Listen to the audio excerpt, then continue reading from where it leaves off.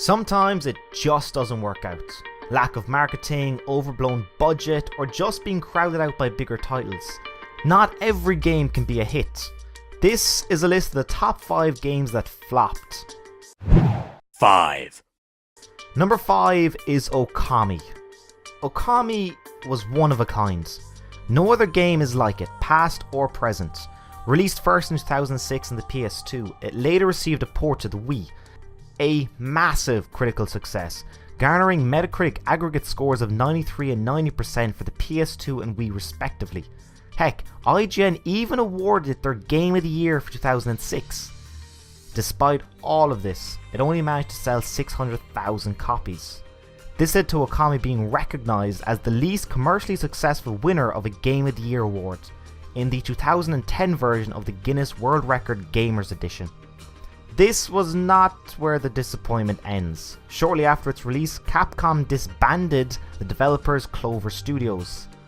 Luckily, since then many of its employees went on to form Platinum Games, now known for more commercially successful games like Bayonetta and Metal Gear Rising: Revengeance.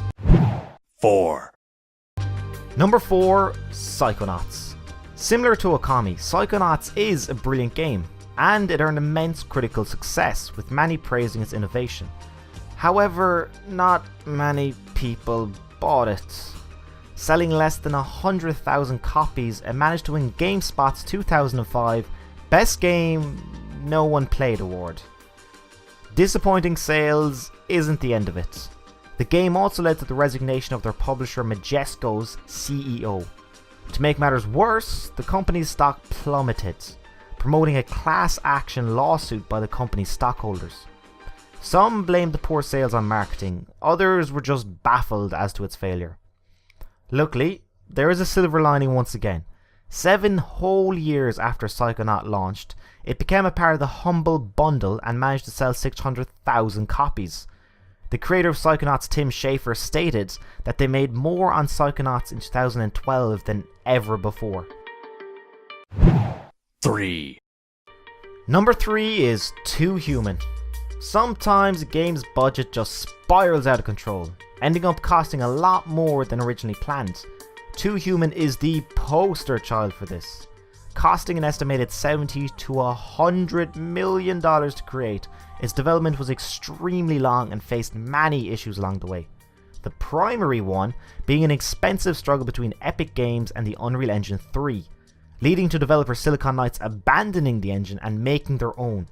This occurred when the game was almost complete and added an additional $10 million to costs. NPD Group reports that the game sold approximately 168,000 copies during the month of August 2008 in North America. This meant that after 9 years of development and millions of dollars, it was only the 8th best-selling game in the region during that time. 8th. When all is said and done, Too Human sold around 700,000 copies. This means that for every copy sold, at least $100 was spent on making it. Yikes. 2. Number 2 is PacMan on the Atari 2600. Porting PacMan to anything in the early 80s seems like a great idea, and it also managed to sell 7 million copies. A resounding success, right? Wrong. Atari jumped the gun and made 12 million cartridges, despite only having 10 million Atari 2600 sold at the time. Atari assumed that PacMan would increase sales for the system. However, consumers and critics alike were not impressed with the game. With 5 million unsold cartridges and an expensive marketing campaign, Atari suffered huge losses. This game, along with number 1 on this list, is often blamed for sparking the video game crash of 1983. 1. And number 1 is E.T. the Extraterrestrial on the Atari 2600. What could possibly go wrong with a game that is coded in just 5 weeks? Well, a lot. Despite selling 1.5 million copies, the game came nowhere near Atari's sales expectations. Atari failed to learn their lesson and ordered production of 5 million copies. To make matters worse, many of the sold games were returned to Atari for refunds by gamers who were less than happy with it. Fun fact, millions of unsold cartridges are now buried in a landfill in the New Mexico desert. The game is emblematic of the video game crash of 1983 and contributed to Atari's bankruptcy. Atari paid $25 million for the license to produce the game, which further added to a debt of $536 million.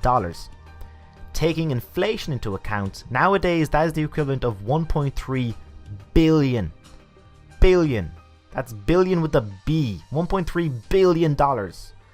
Unsurprisingly, a year and a half later, the company was divided and sold. There you go, folks. Not every game is a resounding success. Those are the top 5 games that flopped. Thanks for watching.